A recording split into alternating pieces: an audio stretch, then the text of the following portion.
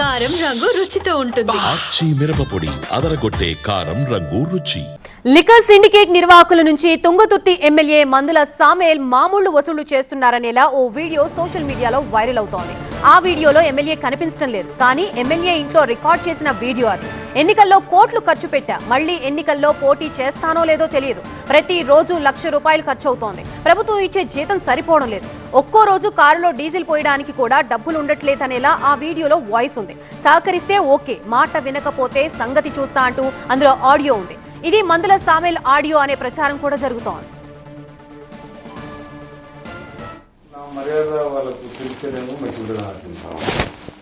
నాతో మర్యాద తీసుకోకపోతే వాళ్ళు బేమర్యాద. అదే మీరు ఎవడే సంసారి చెప్పండి, ఎవడో సంసారి చెప్పండి, ఎవడో సుధకు చెప్పండి. ఎలా దాదాపు ₹1,00,000 ఖర్చు పెట్టి గెలిచింది. ఇక నా ముందే కట్టుకొని రేపు ఎన్నికల కోసం పెట్టుకుంటాను.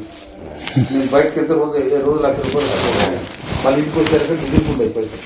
ఇట్లా ఈ చిల్లర వచ్చి ఈ బర్కది కూడా ఉంటాయి. నాకు ఎరకది ఏదైనా పుల్లి కొట్టాలి, పుల్లి కొడితే అది మనకు రేపు వస్తుంది. కానీ ఇవన్నీ మనకి చిల్లర కలిసి మెయింటెనెన్సే. నాకు డైలీ ఒక డీజిలే ₹7,000 డీజిల్ వస్తాయి. నాకు వచ్చే జీతం కూడా నేను లెక్క చూసినా అయిపోయింది.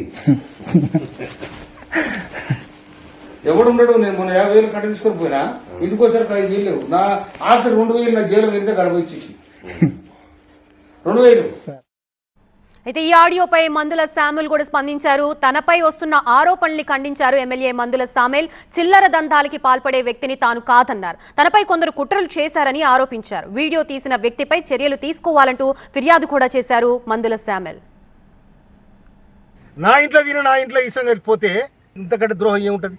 వాటిని నాకు ఫోన్ చేసి ఇంకా నీ వీడియోలు ఉన్నాయంటే వీడియోలు అన్నీ మంచి నూక్కోరా. నువ్వు ఏడు నువ్వు నూక్కో కొడక. మళ్ళా కనుక ఇది వస్తే తొక్కి నేను కసరే దొక్క చూసుకోలేను. మందుల సామేల్ ఏమనుకున్నారు మీరు? అకారణంగా నా ఇంటికి వచ్చి నా ఇంట్లో అన్నం తిని నా ఇంట్లో నా అన్నంలో ఇష్టం కలిపోయిన ఎవడెత్తులో మన మీద తప్పకుండా చర్య తీసుకోమని రాష్ట్ర ప్రభుత్వానికి పోలీసు యంత్రాంగాన్ని కూడా చెప్తున్నాను. నేను నిజంగానే నాకు ఎవరు డబ్బులు ఇచ్చే చెప్పాను, ఎవరు డబ్బులు ఇచ్చాడు చెప్పాను.